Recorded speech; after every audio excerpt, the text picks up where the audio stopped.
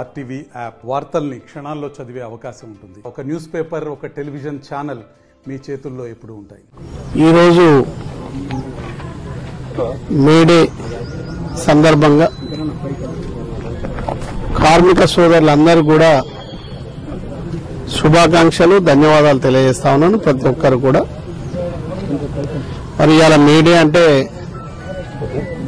మరి ఆ రోజు ఉన్నటువంటి వాళ్ళు ఎన్నో ఇబ్బందులు పడి, ఎన్నో కష్టాలు పడి, ఎన్నో ఆటంకాలు పడి, ఎంతో శ్రమపడి, ఎంతో పోరాటం చేస్తే మరి ఈరోజు మేడే ఉత్సవాలు ఘనంగా జరుపుకుంటున్నటువంటి సందర్భాన్ని గుర్తు చేస్తా ఉన్నాం.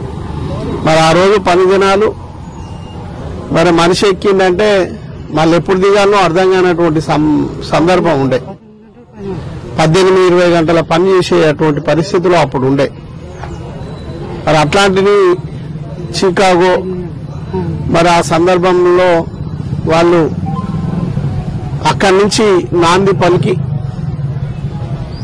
మరి 8 గంటలే పని దినాలు కావాలని పోరాటం చేసి మరి అది మనిషికి కూడా పూర్తిగా అలిసిపోయి 18 గంటలు పని చేస్తే మళ్ళీ నెక్స్ట్ డే కానీ ఆ నెక్స్ట్ డే కానీ మరి ఇబ్బందులు పడుతున్నటువంటి సందర్భాన్ని గుర్తు చేసి మరి అదే 8 గంటలే పని చేస్తే వాళ్ళు ఉత్సాహంగా, ఉల్లాసంగా చేయాల్సిన దానికన్నా ఎక్కువ పని చేసి ఫలితాలు కూడా ఎక్కువ వచ్చే పరిస్థితి ఉంటుందని కూడా వారు ఆ పోరాటం చేసి మరి సాధించి మరి ఆ యొక్క కార్మికులందరూ కూడా ఈరోజు మరి ఈ ఒక్క రోజు మే 1 అనేది పండుగ దినంలాగా జరుపుకుంటున్నటువంటి సందర్భాన్ని గుర్తు చేస్తున్నా.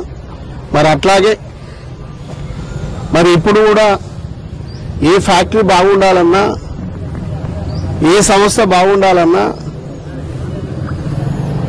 మరి ఎక్కడ ఏది బాగుండాలన్నా కార్మికులు బాగుండాలి, సంతోషంగా ఉండాలి. మరి అందుకే కార్మికులకు కూడా వారి పనిని తగ్గట్టు వేతనం కూడా ఇవ్వాల్సినటువంటి అవసరం ఉంది. ఇంకా కూడా ఇప్పుడు ఉన్నటువంటి పరిస్థితుల్లో మరి అవుట్ సోర్సింగ్ అని తర్వాత కొన్ని కార్యక్రమాలు తీసుకొచ్చి మరి పనికి తగ్గట్టు వేతనాలు ఇస్తలేరు. మరి చాలా ఇబ్బందికరమైనటువంటి పరిస్థితుల్లో కొందరు జీవనాన్ని కొనసాగిస్తా ఉన్నారు. పని చేయించుకుంటున్నారు కానీ మరి అవుట్ సోర్సింగ్ పేరుతోటి మరి వారికి ఇవ్వాల్సినటువంటి వేతనం సరిగ్గా ఇస్తలేరు. దాన్ని కూడా ఈ ప్రభుత్వాలు గుర్తించుకోవాల్సినటువంటి అవసరం ఉంది.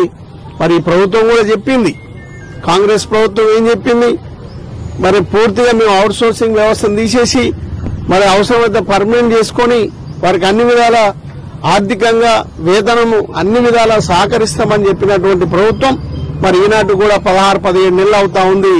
మరి ఈనాటి కూడా చర్యలు తీసుకుని ఎవరైతే ఉన్నారో అవుట్ సోర్సింగ్ కార్యక్రమాన్ని మరి ముందుకు తీసుకుపోయి దాన్ని మార్చి మరి పర్మనెంట్ చేసే కార్యక్రమాన్ని చేస్తలేరు.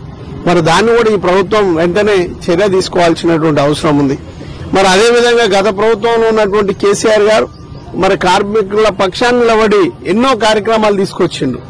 అటు ఆ కార్మికుల ఇంట్లో పెళ్లి ఉంటే మరి ఆ కార్మిక కార్డు తీసుకుంటే మరి వారికి ఎన్నో రకాలుగా భవన కార్మికులని, ఆ కార్మికులని, ఈ కార్మికులని ఎన్నో రకాలుగా మరి కార్డు తీసుకున్న తర్వాత ఎన్నో అవకాశాలు ఇచ్చి వారికి మరి పెన్షన్ కానీ ఇవన్నీ కూడా ఏర్పాటు చేసినటువంటి సందర్భాన్ని గుర్తు చేస్తున్నా. మరి ఇప్పుడైనా ఇక్కడైనా ఇచ్చిన హామీ ఏదైతే కాంగ్రెస్ ప్రభుత్వం ఇచ్చిందో, రేవంత్ రెడ్డి గారు ఇచ్చిందో, వారు మేనిఫెస్టోలో ఏవైతే పెట్టిందో అవన్నీ కూడా వెంటనే నెరవేరాల్సినటువంటి అవసరం ఉంది. కార్మికులారా మీరు కూడా ఆలోచన చేయండి. ఇవాళ ఈ ప్రభుత్వం వచ్చిన తర్వాత మరి అన్ని రకాలుగా ఎక్కడికక్కడ స్తంభించిపోయింది.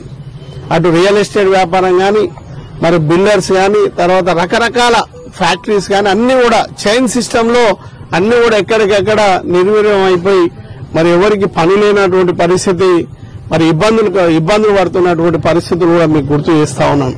మరి ఈ యొక్క ప్రభుత్వం వచ్చిన తర్వాత ఇబ్బందుల పాలు అవుతున్నటువంటి సందర్భాన్ని గుర్తుపెట్టుకుని మనం కూడా కొద్దిగా చైతన్యవంతమై మరి మళ్లీ రానున్న రోజుల్లో మళ్లీ కేసీఆర్ గారు ప్రభుత్వాన్ని మళ్లీ తెచ్చుకునే విధంగా మనం అందరం కూడా పావులు కదపాల్సినటువంటి అవసరం ఉందని కూడా మీకు అందరూ కూడా తెలియజేసుకుంటూ భవిష్యత్తులో కార్మికులకు ఇంకా మరి ఏ విధంగా న్యాయం అవుతుందో, ఏ విధంగా లాభం అవుతుందో వారికి అండగా నిలవడానికి కూడా ఈ నల్గొండ నియోజకవర్గ పక్షాన నేను సిద్ధంగా ఉంటానని కూడా మరొకసారి మీకు అందరూ కూడా ధన్యవాదాలు తెలియజేసుకుంటూ మేడే సందర్భంగా అందరూ కూడా మరొకసారి ధన్యవాదాలు తెలియజేస్తూ ముగిస్తా ఉన్నాను.